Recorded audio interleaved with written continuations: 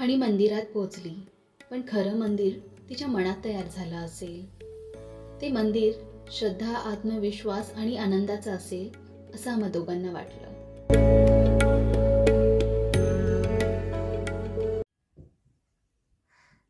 उचलते का? ट्राय अजून एकदा ट्राय कर.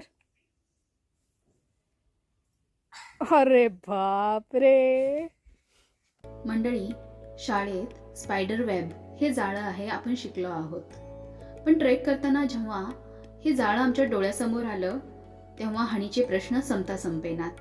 बाबा, हे असं कसं, स्पायडरने हे कसं बनवलं? तेव्हा तिच्या बाबाने तिला समजवलं की ही निसर्गाची कलाकारी आहे. खूप संयमाने आणि धैर्याने स्पायडर हे जाळं विणत असतो.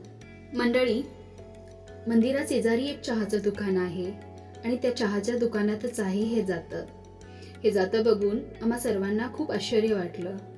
आधी आम्हाला हणीला समजवावं लागलं की जातं म्हणजे नेमकं काय. त्यानंतर काकांनी सांगितलं की हे जातं एवढं मोठं आहे की याला 3 माणसांची गरज लागत होती. म्हणजे याला 3 खुटं आहेत. जातं ओढण्यासाठी 3 माणसं उभा राहून हे जातं ओढत होते. तुम्हीही जरडेश्वर ट्रेकला आला तर नक्की या ठिकाणी भेट द्या. मुलांना छान वाटेल.